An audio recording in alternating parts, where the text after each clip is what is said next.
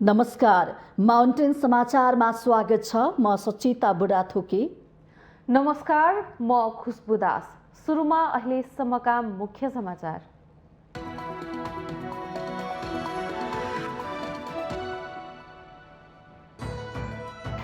गुणस्तरीय स्वास्थ्य सेवामा आम नागरिकको सहज पहुँच हुनुपर्नेमा राष्ट्रपति विद्यादेवी भण्डारीको जोड। नेपालमा क्यान्सर रोग अझै पनि चुनौतीपूर्ण रहेको उल्लेख। नेकपा एमालेको विधान महाधिवेशनमा देखिएको तामझाम र तडक भडकको खर्चका सम्बन्धमा आम चासो। एमाले केही दिनमै महाधिवेशनको खर्च सार्वजनिक गर्ने। मन्त्री परिषद विस्तारमा प्रधान न्यायाधीश चौलेन्द्र शमशेरले भाग खोजेको भन्ने समाचारको सर्वोच्चबाट खण्डन। आधिकारिकता पुष्टि हुने गरी सत्य तथ्य समाचार सम्प्रेषण गर्न आग्रह। पदीय जिम्मेवारी पूरा गर्न आफू सचेत रहेको सभामुख अग्निप्रसाद सापकोटाको भनाई। संसदलाई जीवन्त र जनमुखी बनाउने प्रतिबद्धता। चाडपर्व नजिकिएसँगै आन्तरिक पर्यटकको संख्या बढ्दै कोरोनाले बेरोजगार भएका पर्यटन व्यवसायी र यसमा आबद्ध कामदारहरूमा फेरि आशा पलायो। किसान आन्दोलनमा ऐक्यबद्धता जनाउन पुगेकी भारतीय काङ्ग्रेसकी महासचिव प्रियङ्का गान्धी पक्राउ। समाजवादी पार्टीका अध्यक्ष अखिलेश यादवलाई पनि प्रहरीले नियन्त्रणमा लियो। र मालदिप्समा जारी साफ च्याम्पियनसिप फुटबलमा नेपालको लगातार दोस्रो जित। श्रीलङ्कालाई 3-2 गोल अन्तरले पराजित गर्दै उत्कृष्ट प्रदर्शन।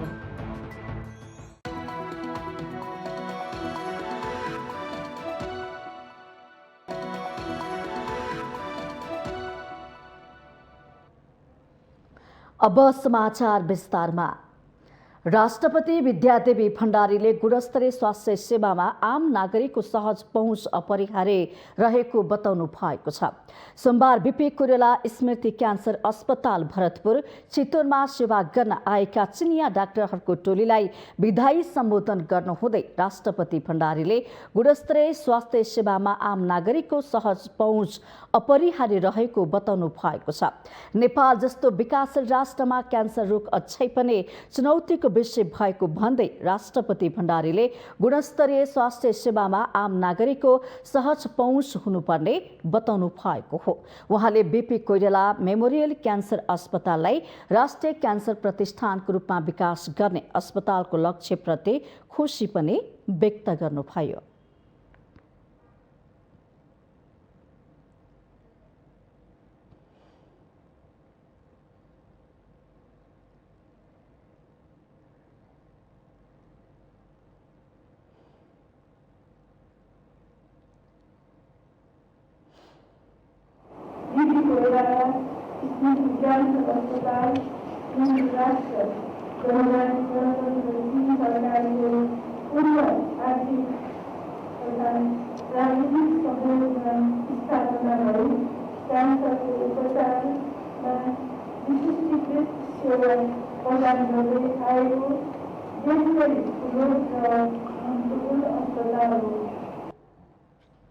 राष्ट्रपति भण्डारीले बिरामीको सेवामा खट्ने अस्पताल र चिनिया टोलीप्रति आभार व्यक्त गर्दै अस्पतालले क्यान्सरको उपचारमा विशिष्टीकृत सेवा प्रदान गरेको पनि बताउनु भएको छ। 22 वर्ष अघि चीन सरकारको आर्थिक तथा प्राविधिक सहयोगमा निर्माण भएको अस्पतालमा प्रत्येक वर्ष परिवर्तन हुने गरी चीनबाट नै चिकित्सक टोली आउने गरेको छ। अघिल्लो वर्ष आएका 15 जनाको विशेषज्ञ चिकित्सक टोली कार्यकाल पूरा गरी फर्कन लागेको हो।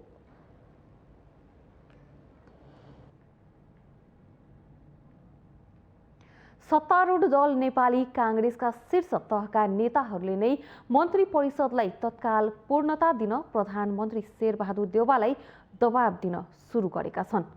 काङ्ग्रेस उपसभापति विमलेन्द्र निधि, महामन्त्री डाक्टर शशाङ्क कोइराला र नेता प्रकाशमान सिंहले पार्टी सरकार र सत्तारूढ गठबन्धन बीचको विश्वसनीयतामै हडास आएको निष्कर्ष निकाल्दै तत्काल मन्त्री परिषदलाई पूर्णता दिन पार्टी सभापति समेत रहनुभएका प्रधानमन्त्री देउवालाई दबाब दिनुभएको हो। उपसभापति निधिको नयाँ बानेश्वर स्थित निवासमा सोमबार बसेको 3 नेताहरूको बैठकले सत्तारूढ गठबन्धनका नेताहरूलाई पनि विभिन्न कारण देखाएर मन्त्री परिषदलाई पूर्णता दिने काममा ढिलाइ नगर्न सचेत गराउनु भएको छ। सरकार छ तर अहिलेसम्म मन्त्रीमण्डलले पूर्णता प्राप्त गर्न सकेको छैन। यो ज्यादै ढिलो हो, यति ढिलो हुनु हुँदैन र हामीले चिन्ता व्यक्त गरेका छौँ, हामीले दुःख व्यक्त गरेका छौँ र हामी आशा गर्दछौँ कि अब छिटोभन्दा छिटो यो मन्त्रीमण्डलले पूर्णता पाओस्। काङ्ग्रेसको बारा, रौतहट, सप्तरी र रसुवा जिल्लामा अझै पार्टीको क्रियाशील सदस्यता सम्बन्धी विवाद टुङ्गो नलागेको विषयमा नेतृत्वको ध्यानाकर्षण गराइएको उपसभापति निधिले बताउनुभयो। चिन्ता व्यक्त गरेका छौँ र छिटोभन्दा छिटो बाँकी रहेको क्रियाशील संस्थाको टुङ्गो लाग्नुपर्दछ र अधिवेशनको लागि वडा अधिवेशन नगरपालिकादेखि लिएर जिल्ला अधिवेशनसम्मको काम निर्धारित समयमै हुनुपर्दछ। उपसभापति निधिले पार्टीको आसन्न 14औं महाधिवेशनमा पार्टी सभापतिमा उम्मेदवारी दिने घोषणा गरिसक्नु भएको छ भने महामन्त्री कोइराला र नेता सिंहले पनि सभापति बन्ने आकांक्षा राख्नु भएको छ।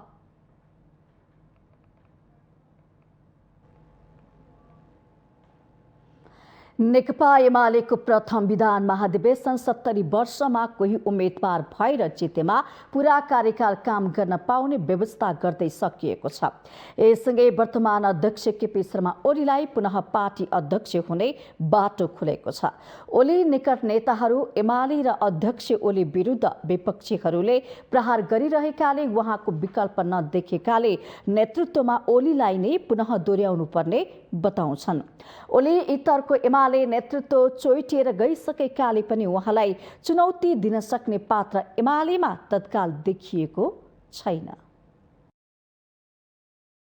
ललितपुरको गोदावरी स्थित अन्तर्राष्ट्रिय सम्मेलन केन्द्रमा 3 दिनसम्म चलेको एमालेको प्रथम विधान महाधिवेशनले 5 वर्षका लागि नीति र विधानलाई मात्रै टुङ्ग्याएन, पार्टी अध्यक्ष ओलीलाई थप शक्तिशाली बन्ने बाटो खोलिदिएको छ। 2071 सालमा भएको 9औं महाधिवेशनमा माधव नेपाल विरुद्ध उत्रेर अध्यक्षमा विजयी भएका ओलीले 10औं महाधिवेशनमा आफूलाई निर्विकल्प नेता बन्ने आधार विधान महाधिवेशनबाट पारित गराउन सफल हुनुभएको छ। पार्टीको नेतृत्व बलियो भएन भने त्यो पार्टी बलियो हुँदैन। त्यसकारणले पार्टीको नेतृत्व बलियो बनाउनको लागि सङ्गठन बलियो हुनुपर्छ, पार्टीको विचार बलियो हुनुपर्छ र त्यसका नेता कार्यकर्ताको पङ्क्ति पनि सोही दिशाबाट अगाडि बढेको हुनुपर्छ। र अहिले केपी ओली जसरी नेपालको राजनीतिक अहिले वृत्तमा जसरी अहिले चर्चाको शिखरमा हुनुहुन्छ, जसरी अहिले उहाँले आफ्नो अडान राख्नुहुन्छ, चाहे त्यो विकासको सन्दर्भमा उहाँका भिजनका कुराहरू, दृष्टिकोणका कुराहरू, सबै ठाउँमा अहिले केपी ओलीको विकल्प केपी ओली नै हो। अहिले केपी ओलीको अर्को विकल्प छैन। ओलीको आलोचना गर्दै आइरहेका नेताहरू समेत अहिले नै उहाँलाई अध्यक्षमा टक्कर दिने गरी तयार भएको देखिँदैन। यसले पनि ओलीको आफूलाई निर्विकल्प नेताको रूपमा स्थापित गर्ने कोसिस सफलीभूत हुँदै गएको देखिन्छ। 70 वर्षीय उमेर हदबारे व्याख्या गर्दै एमालेले कुनै नेता पार्टी कमिटीमा 70 वर्ष पुरा नहुँदै निर्वाचित भएर कार्यकालको बीचमा 70 वर्ष पुरा भए पनि पूर्ण कार्यकाल काम गर्न पाउने व्यवस्था भएसँगै ओलीलाई अर्को कार्यकाल पनि अध्यक्ष बन्ने बाटो खुलेको हो। एमाले भित्र केपी ओलीको लोकप्रियता र पार्टीको पहिलो पुस्ताका नेतामा अहिले ओली मात्रै देखिएका कारण पनि उहाँको विकल्प नभएको राजनीतिक विश्लेषक परशुराम घिमिरेको तर्क छ। 70 वर्ष अध्यक्ष हुनुभन्दा अगाडि 70 वर्ष भएको मान्छेले पुरै समयसम्म चलाउन पाउने भन्ने र एउटा चाहिँ एउटा चाटुक तरिकाले निर्णयहरू गरेर पुनः फेरि अबको नेतृत्व चाहिँ केपी शर्मा ओली नै हुने किसिमको देखिएको छ। तर भविष्यको कुरा छुट्टै हो। राजनीतिको महत्त्वपूर्ण सम्भावना भनेकै के हो भन्नुहुन्छ भने त्यहाँ जो छन् नि तिनीहरू मध्येमा उत्तम खोज्ने हो। त्यसले गर्दा त अहिलेको नेपालको राजनीतिमै पनि केपी शर्मा ओली अझ अग्रही पृष्ठभूमिमा छन्। बाँकी अब निर्वाचनले त हैसियत फेरि पुनः निर्धारण गर्ला। तर नेकपा एमालेमा त केपी शर्मा ओली त एक छत्र सर्वशक्तिमान छन् नि। एमालेले आगामी मङ्सिरमा 10औं महाधिवेशन गर्ने तयारी गरेको छ। महाधिवेशनमा अब अध्यक्षमा होइन अन्य पदहरूमा मात्र नेताहरूको दौडधुप हुने स्थिति अहिलेको विधान महाधिवेशनले नै देखाइसकेको छ। सर्वसम्मत होस् वा प्रतिस्पर्धा, ओलीको चाहना अनुरूपको पात्र मात्रै नेतृत्वमा आउन सक्ने मनोविज्ञान यो महाधिवेशनले तय गरेको देखिन्छ। माधव नेपाल, झलनाथ खनाल, वामदेव गौतम बिनाको 10औं महाधिवेशनमा पुनः ओली नै पार्टी अध्यक्ष भएमा एमालेलाई कसरी अगाडि बढाउनु होला त्यो भने उहाँकै काँधमा आइपरेको छ। माउन्टेन टेलिभिजन एचडीका लागि बटुक राजगिरीको रिपोर्ट। नेकपा एमालेको प्रथम विधान महाधिवेशन आइतबार सकिएको छ। ललितपुरको गोदावरी स्थित अन्तर्राष्ट्रिय सम्मेलन केन्द्रमा सम्पन्न भएको विधान महाधिवेशनमा देखिएको तामझाम र तडक भडकको खर्चलाई लिएर अनेक टीका टिप्पणी सुरु भएको छ। केही दिनमै महाधिवेशनको सम्पूर्ण खर्च र व्यवस्थापनबारे सार्वजनिक गर्ने एमालेले जनाएको छ। देशभरबाट 6000 भन्दा बढी नेता कार्यकर्ता सहभागी एमालेको विधान महाधिवेशन सफलताका साथ सम्पन्न भएको नेताहरूले बताएका छन्। महाधिवेशनको तामझाम र प्रचार प्रसारले पनि यस कुराको पुष्टि गर्छ। काठमाडौँका विभिन्न सडकहरू केपी ओलीका फोटो अङ्कित बोर्ड तथा फ्लेक्सहरूले भरिभराउ भएका थिए। अझ सातो बाटोबाट कार्यक्रम स्थल गोदावरीसम्म पुग्दा झण्डै 30 वटा जति त स्वागतद्वार नै बनाइएको थियो। सडकको दुवैतर्फ बिजुलीका हरेक खम्बामा एमालेको झण्डा टाँगिएको थियो। कार्यक्रम स्थलमा प्रधानमन्त्री ओलीका ठूला फ्लेक्स ठड्याइएको थियो। यतिका तयारीका लागि एमालेले आर्थिक स्रोत कसरी जुटायो त भन्ने प्रश्न अहिले उठिरहेको छ। तर यतिको खर्च गर्न सक्ने सामर्थ्य एमालेले राख्ने नेता महेश बस्नेत बताउनुहुन्छ। हामी एउटा सदस्यबाट दिनको 1 रुपियाँको दरले महिनाको 30 रुपियाँ उठाउने गर्छौँ। हामी सबै प्रतिनिधिहरूलाई लेबीको व्यवस्था गर्ने गर्छौँ र म स्वयंले पनि महिनाको 13,000 रुपियाँ पार्टीलाई लेबी तिर्ने गर्छु र यसरी हाम्रो पार्टीको लेबी मन लाग्छ 3 करोडको हाराहारीमा मासिक लेबी हुने गर्छ। जे होस् खर्च म ठ्याक्कै यति भयो त भन्न सक्दिनँ, तर हामीले जे बाहिर प्रचार हुन त बाहिरी कतिपय अन्य दलका नेताहरूलाई डाहा औडा पनि भएको देखिन्छ यो सबै हेर्दाखेरि हैन, तर त्यस्तो धेरै ठुलो खर्च चाहिँ भएको मलाई लाग्दैन। राजधानीका ठूला क्याटरिङबाट टेन्डर प्रक्रिया आह्वान गरेर 3 दिनसम्म 6000 भन्दा बढी व्यक्तिहरूलाई बिहान ब्रेकफास्ट सहित विशेष मासुका परिकार, खाना र खाजाको व्यवस्था गरिएको थियो। सातो बाटोदेखि प्रतिनिधिहरूलाई गोदावरीसम्म पुर्याउन गाडीको विशेष व्यवस्था थियो। कार्यक्रम सञ्चालन गरिएको अन्तर्राष्ट्रिय सभा हलको खर्च लगायत प्रचार प्रसार र खानपान हेर्दा विधान महाधिवेशन निकै खर्चिलो भएकोमा कुनै सन्देह छैन। महाधिवेशनको सबै खर्च पारदर्शी रहेको र यसलाई छिट्टै सार्वजनिक गरिने महाधिवेशन व्यवस्थापन समितिका सचिव शेरबहादुर तामाङ बताउनुहुन्छ। अब एउटा कुरा के ख्याल गर्नुहोस् भने यो महाधिवेशन गर्नको लागि कोही एकजनाले पनि मैले यति चन्दा दिएको थियो भन्ने कोही मान्छे निकाल्नको लागि म सबैलाई चुनौती दिन्छु। यो सबै हाम्रो प्रतिनिधिहरूको, हाम्रा कार्यकर्ताहरूको, तपाईँको चाहिँ उनीहरूको लेबी, उनीहरूको सहयोग त्यसबाटै हामीले सम्पन्न गरेका छौँ। कतैबाट कुनै पनि तपाईँको चाहिँ सहयोग वा कुनै कतै चन्दा हामीले उठाएनौँ र हामीले सम्पूर्ण रूपमा हाम्रो कार्यकर्ताकै तर्फ लेबीबाट उठेको रकम र कार्यकर्ताकै सहयोगबाट हामीले चाहिँ सम्पन्न गरेका छौँ। महाधिवेशन र पार्टीगत कार्यक्रमहरूमा निश्चिन्त भई खर्च गर्न नेपाली राजनीतिक दलहरू कुनै पनि कसर बाँकी राख्दैनन्। यस्ता कार्यक्रममा लाग्ने खर्चको स्रोत र दलहरूको हैसियतका बारेमा बारम्बार प्रश्न उठ्ने गरेको छ, तर त्यसप्रति पारदर्शी र जवाबदेही बन्ने हिम्मत कुनै पनि राजनीतिक दलले गर्न सक्दैनन्। देश र जनताको विश्वास जित्न राजनीतिक दलहरू आफ्ना कार्यक्रम र त्यसमा लागेको खर्चबारे पारदर्शी र इमान्दार हुन जरुरी देखिन्छ। माउन्टेन टेलिभिजन एचडीका लागि क्यामेरामा अमर राउतका साथमा सुजन चालिसेको रिपोर्ट। सर्वोच्च अदालतले मन्त्री परिषद विस्तारमा प्रधान न्यायाधीश चौधरी शमशेर जबराले भाग खोजेको भन्ने समाचारको खण्डन गरेको छ। सर्वोच्च अदालतका प्रवक्ता बाबुराम दाहालद्वारा सोमबार जारी प्रेस विज्ञप्तिमा प्रधानमन्त्रीको सिफारिसमा हुने मन्त्री परिषदको गठन र विस्तारमा प्रधान न्यायाधीशलाई असान्दर्भिक रूपमा जोडिएको बताइएको छ। विज्ञप्तिमा संविधान त प्रधानमन्त्रीको सिफारिसमा हुने मन्त्री परिषदको गठन एवं विस्तारको विषयमा प्रधान न्यायाधीशलाई असान्दर्भिक रूपमा जोडेर अतिरञ्चित एवं भ्रामक समाचार प्रकाशन हुनु अत्यन्तै दुःखद र खेदजन्य अवस्था भएको उल्लेख छ। त्यस्तै नेपालको संविधान बमोजिम न्यायपालिकालाई स्वतन्त्र, निष्पक्ष र सक्षम बनाउने विषयमा प्रधान न्यायाधीश स्पष्ट प्रतिबद्ध रहेको उल्लेख गर्दै विज्ञप्तिमा सर्वोच्च अदालतप्रतिको जनआस्था र नेतृत्वप्रति प्रतिकूल प्रभाव पार्ने दूषित मनसायले समाचार आएको जनाइएको छ। सर्वोच्च अदालतले न्यायपालिकासँग सम्बन्धित समाचार आधिकारिकता पुष्टि हुने गरी सत्य तथ्य बुझेर प्रकाशन गर्न सञ्चार माध्यमलाई आग्रह पनि गरेको छ।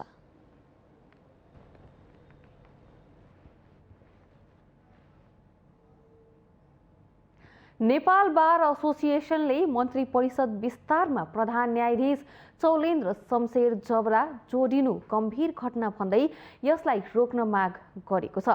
महासचिव लीलामणि पौडेलले विज्ञप्ति जारी गरी प्रधान न्यायाधीशले कार्यपालिकाको निकायमा भाग खोजेको भए असंवैधानिक, अलोकतान्त्रिक र खेदजन्य हुने भन्दै त्यसलाई रोक्नुपर्ने बताउनु भएको हो। प्रधान न्यायाधीश न्यायपालिका सुधारतर्फ उदासीन रहने तर अन्य संवैधानिक निकायहरू तथा कार्यपालिकासँग पनि भाग खोज्नु अनि दलहरू पनि दिन तयार रहनु न्यायपालिकाको निष्पक्षतामाथि गम्भीर सङ्कटको विषय भएको बारले बताएको छ। बारले मन्त्री परिषदमा प्रधान न्यायाधीशका लागि समेत भागभण्डा हुन लागेको भए त्यसलाई रोकी शक्ति पृथकीकरण तथा नियन्त्रण र सन्तुलनको सिद्धान्त एवं संवैधानिक सर्वोच्चता कायम राख्न माग गरेको छ।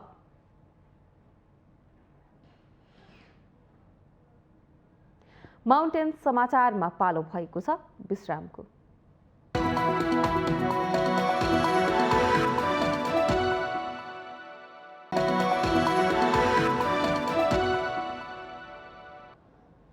विश्रामपछि स्वागत छ। अब बाँकी समाचार। सभामुख अग्निप्रसाद सापकोटाले पदे जिम्मेवारी पूरा गर्न आफू सचेत रहेको बताउनु भएको छ। प्रमुख प्रतिपक्षी दल नेकपा एमाले पदे जिम्मेवारी पूरा गर्न नसकेको भन्दै संसद अवरुद्ध पारिरहेको बेला सभामुख सापकोटाले सो भनाई सार्वजनिक गर्नु भएको हो।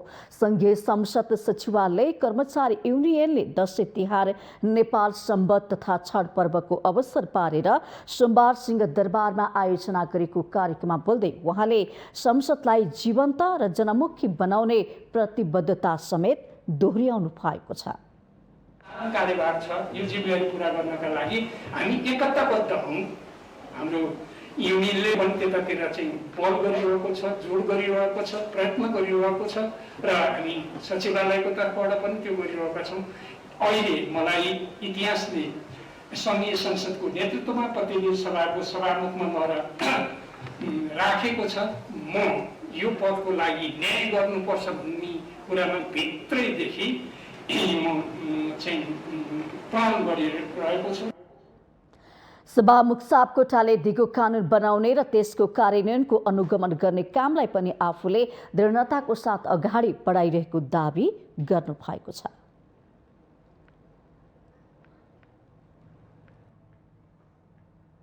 नेकपा एमालेका उपमहासचिव विष्णु पौडेलले पार्टीभित्र फरक मत नरहेको बताउनु भएको छ।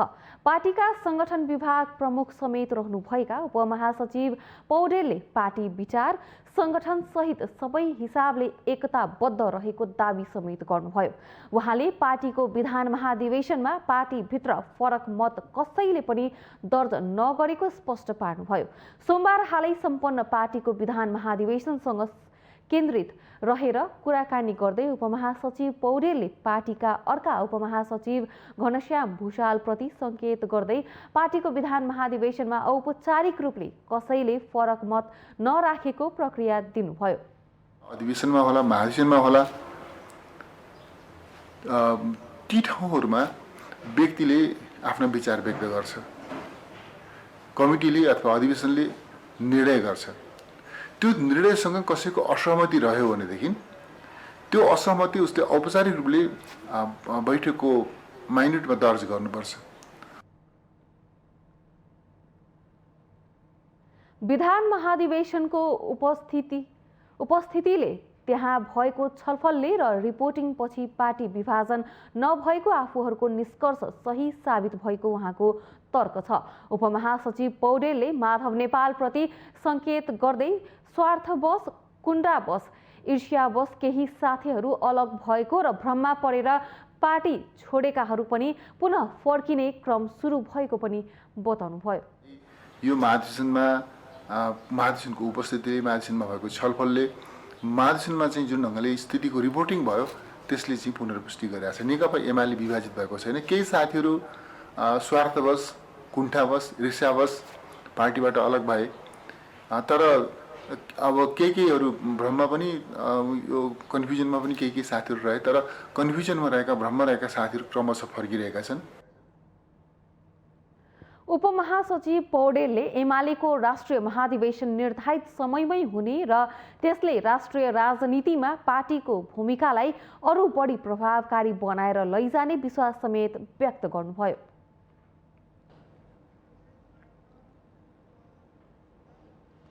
राष्ट्रिय सभाले प्रमुख प्रतिपक्षी दल नेकपा एमालेका अवरोधका बीच 4वटा विधेयक दफाबार छलफलको लागि समितिमा पठाएको छ।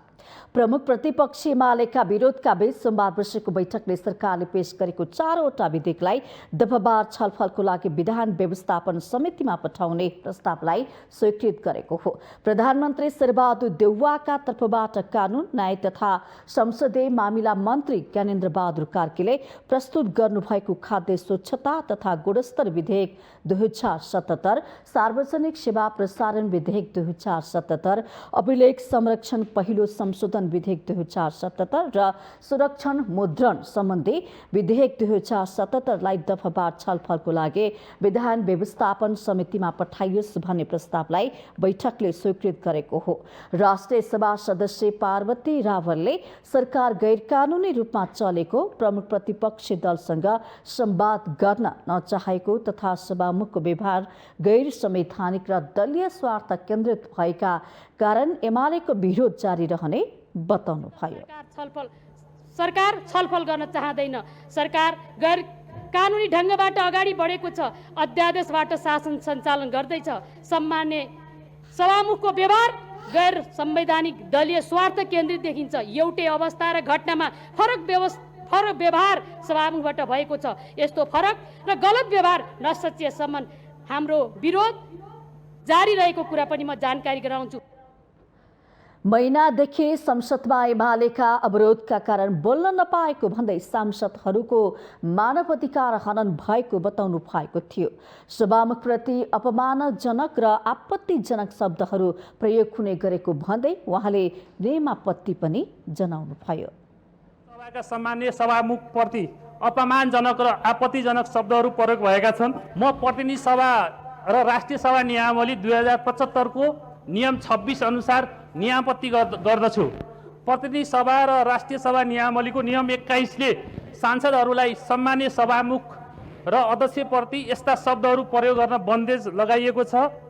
सभामुखलाई नेताको आदेश पालक, तल्लो दर्जाको कार्यकर्ता जस्ता अमर्यादित शब्दहरू प्रयोग भएका छन्। म यसको घोर भर्त्सना गर्छु। सांसद देवकोटाले अदालतमा विचाराधीन विषयमा बहस गर्न नपाउने र सभामुखको निर्णयमा प्रवेश गर्न नपाउने संवैधानिक र कानुनी व्यवस्था हुँदाहुँदै सदनमा संविधान र कानुनको अपमान भइरहेको भन्दै आपत्ति जनाउनु भएको थियो। राष्ट्रिय सभाको अर्को बैठक असोज 24 गते आइतबार दिउँसो 2 बजे बस्ने भएको छ। माउन्टेन समाचारमा पालो भएको छ विश्रामको।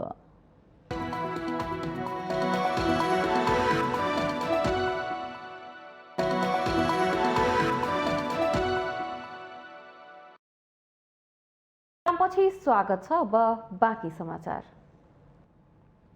देशको अर्थतन्त्रमा महत्त्वपूर्ण योगदान पुर्याउने पर्यटन व्यवसाय कोरोना महामारीले गर्दा सबैभन्दा बढी प्रभावित बन्यो। पर्यटन व्यवसायसँग आबद्ध कामदारहरू बेरोजगार भए। तर पछिल्लो समय संक्रमण दर कम हुँदै जानु र चाडपर्वमा आन्तरिक पर्यटकको संख्या बढ्नुले यस क्षेत्रमा लागेका व्यवसायी तथा कामदारमा फेरि आशा देखिन थालेको छ। देश विदेशबाट वर्षेनी लाखौंको संख्यामा पर्यटक भित्र्याउने नेपाल कोरोनाका कारण करिब 1.5 वर्षसम्म थला पर्यो। नेपालको अर्थतन्त्रमा ठूलो योगदान पुर्याउने यो क्षेत्र कोरोनाको चपेटामा परेसँगै यो व्यवसायसँग जोडिएका लगानीकर्तादेखि कामदारसम्म लगानी गुमाउनु पर्ने अवस्थाका साथै रोजगार नै गुमाउने अवस्थामा पुगे। कोरोनाको खोप आएसँगै बिस्तारै पछिल्लो समय जनजीवन सामान्य हुँदै गएको छ भने विदेशी पर्यटकको संख्यामा उल्लेख सुधार नभए पनि आन्तरिक पर्यटकको भने चहल पहल देखिन थालेको छ।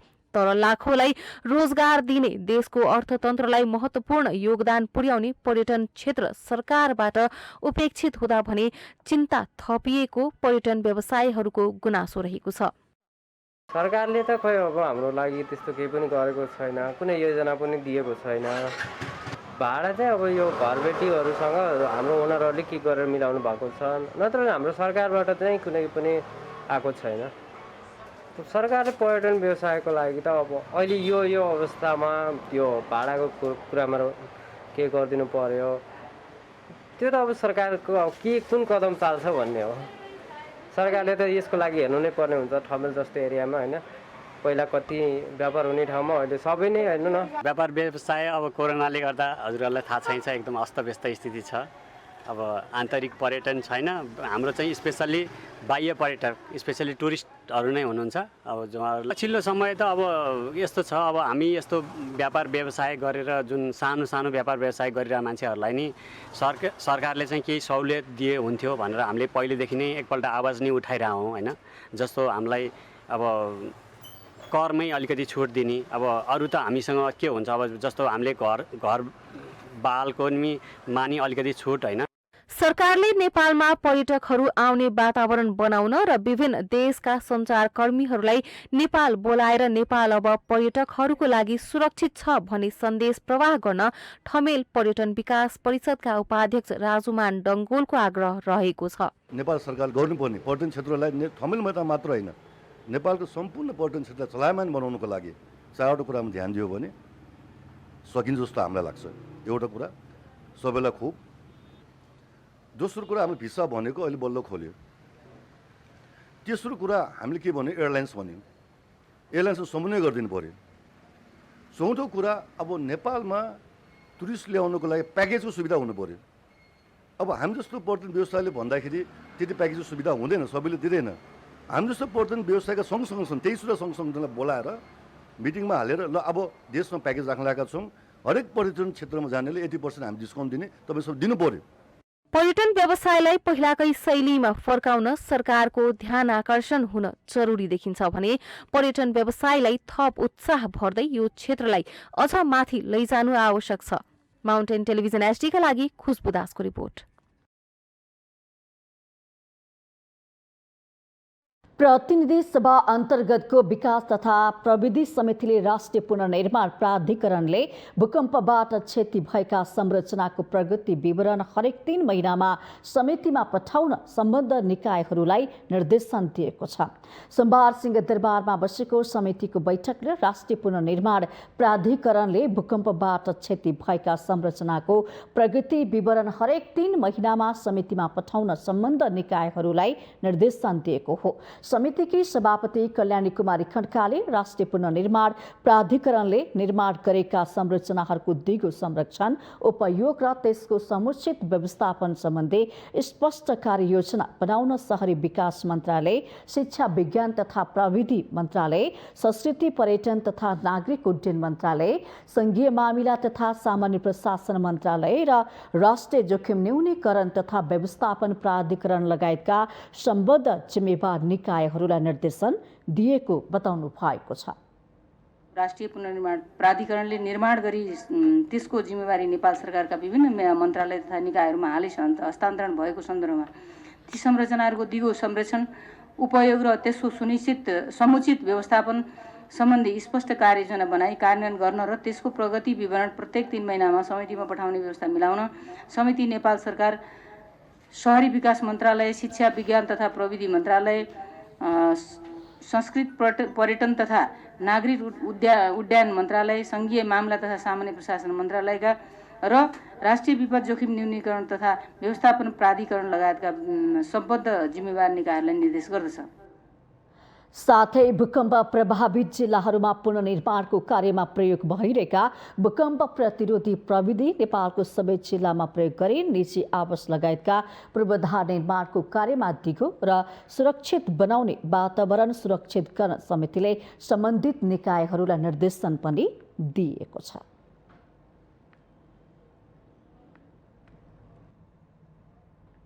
जिल्ला प्रहरी कार्यालय कञ्चनपुरले पश्चिमी सीमा नाका गड्डा चौकीमा तालिम प्राप्त लिली नामक कुकुरलाई परिचालन गरेको छ। चाडपर्वलाई लक्षित गरी जिल्ला प्रहरी कार्यालय कञ्चनपुरले चौकीको नाकामा तालिम प्राप्त कुकुर परिचालन गरेको हो। सीमा क्षेत्रमा हुन सक्ने आपराधिक क्रियाकलाप नियन्त्रण गर्न तालिम प्राप्त कुकुर मार्फत चेक जाँच थालिएको हो। चाडपर्व विशेष सुरक्षा योजना अन्तर्गत प्रहरीले सोमबारबाट गड्डा चौकी नाकामा तालिम प्राप्त कुकुर परिचालन गरेको जिल्ला प्रहरी कार्यालयका कञ्चनपुरले जनाएको छ। खास गरी अब तिहार पनि नजिकै रहेको हुँदा तिहारको समयमा भित्रिन सक्ने विगतको प्रवृत्ति हेर्दा भित्रिन सकेको सम्भावना हुन्छ, जस्तो पटाका, विस्फोटक पदार्थ, आतसबाजीहरू, यसलाई पनि हामीले नियन्त्रण गर्न, साथै लागु औषध लगायत हात हतियार जन्ने कुनै पदार्थहरू त्यस्तो आयो भने यसको रोकथाम, नियन्त्रण र कारबाहीको लागि हामीले आजबाट डग स्निफिङ, गड्डा चौकी नाकामा डग स्निफिङ पनि सुरु गरेका छौँ। नाका भएर प्रतिबन्धित अवैध हात हतियार, विस्फोटक पदार्थ, लागु औषध भित्रिन सक्ने र चाडपर्वका बेला शान्ति सुरक्षामा चुनौती हुन सक्ने भएकाले कुकुरको प्रयोग गरेर चेक जाँच गरिएको हो।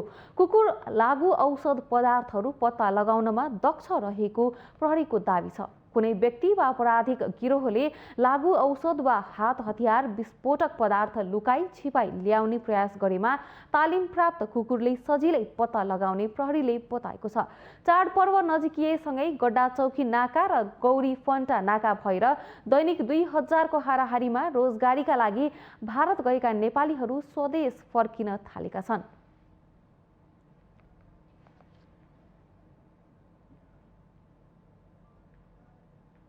हामीसँग आर्थिक, अन्तर्राष्ट्रिय र खेल समाचार बाँकी नै छन्। माउन्टेन समाचारमा पालो भएको छ अर्को विश्रामको।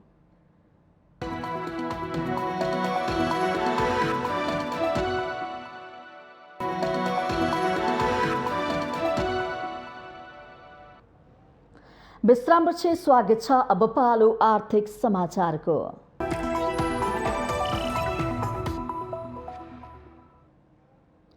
खाद्य व्यवस्था तथा व्यापार कम्पनी लिमिटेडले आउँदो शुक्रबारदेखि खसी बोक्राको बिक्री वितरण सुरु गर्ने भएको छ। कम्पनीले यस वर्षको दशैंको लागि 2000 खसी बोका काठमाडौँमा ल्याउने तयारी गरेको हो। गत वर्ष 1000 वटा खसी बोका र 1000 वटा च्याङ्ग्रा बिक्री गरेको कम्पनीले यस वर्ष 2000 वटा खसी बोका मात्रै बिक्री वितरण गर्न लागेको हो। कम्पनीले बजार मूल्य नियन्त्रणको लागि भन्दै हरेक वर्ष दशैंमा खसी बोका र च्याङ्ग्रा बिक्री गर्दै आएको छ। तर यस वर्ष च्याङ्ग्रा नपाइएको र पाइएको पनि मूल्य अत्याधिक बढेको भन्दै कम्पनीले च्याङ्ग्रा बिक्री वितरण नगर्ने बताएको छ।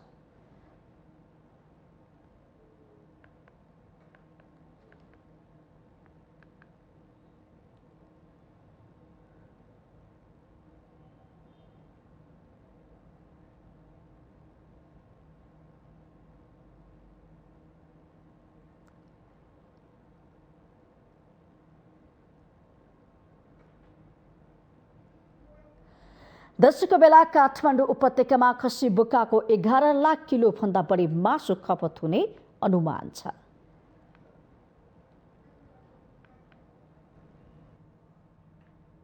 शेयर बजार परिसूचक नेप्सीमा सोमबार पनि सामान्य अङ्कको गिरावट आएको छ। लगातार उच्च अङ्कले घट्दै आएको नेप्सी सोमबार 6.68 अङ्कले घटेर 2570.81 बिन्दुमा छरेको हो। यस्तै सेन्सिटिभ सूचक पनि 1.47 अङ्कले घटेको छ। आइतबार नेप्से 55.93 अङ्कले घटेको थियो। सोमबार कारोबार रकममा पनि धेरै कमी आएको छ। यस दिन 3 अर्ब 62 करोड 77 लाख 79,935 रुपियाँ बराबरको 76,53,220 किता शेयर किनबेच भएको छ। 13 उपसमूह मध्ये कारोबारमा आएका 4 उपसमूहको सूचक भने सकारात्मक देखिएको छ। घटेको बजारमा पनि सोमबार 5 कम्पनीको शेयर सकारात्मक सर्किट लेभलमा कारोबार भएको छ। आशा लघु वित्तको शेयर मूल्य सबैभन्दा धेरै 10% ले बढ्दा मैलुङ खोला जलविद्युतको सपोर्ट माइक्रो फाइनान्स, मिथिला लघु वित्त र महिला लघु वित्तको 9% बढी शेयर मूल्य बढेको छ।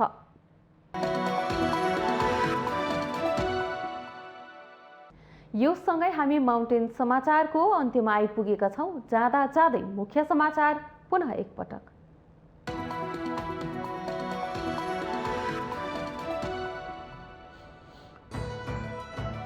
गुणस्तरीय स्वास्थ्य सेवामा आम नागरिकको सहज पहुँच हुनुपर्नेमा राष्ट्रपति विद्यादेवी भण्डारीको जोड। नेपालमा क्यान्सर रोग अझै पनि चुनौतीपूर्ण रहेको उल्लेख। नेकपा एमालेको विधान महाधिवेशनमा देखिएको तामझाम र तडक भडकको खर्चका सम्बन्धमा आम चासो। एमालेले केही दिनमै महाधिवेशनको खर्च सार्वजनिक गर्ने। मन्त्री परिषद विस्तारमा प्रधान न्यायाधीश चौलेन्द्र शमशेर जबराले भाग खोजेको भन्ने समाचारको सर्वोच्चबाट खण्डन। आधिकारिकता पुष्टि हुने गरी सत्य तथ्य समाचार सम्प्रेषण गर्न आग्रह।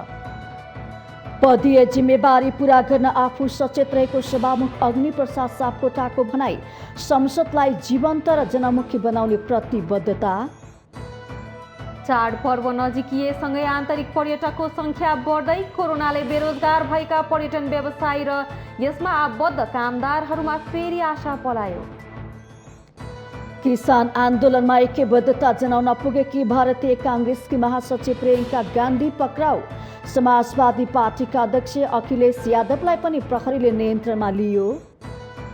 र मालदिप्समा जारी साफ च्याम्पियनसिप फुटबलमा नेपालको लगातार दोस्रो जित। श्रीलङ्कालाई 3-2 गोल अन्तरले पराजित गर्दै उत्कृष्ट प्रदर्शन।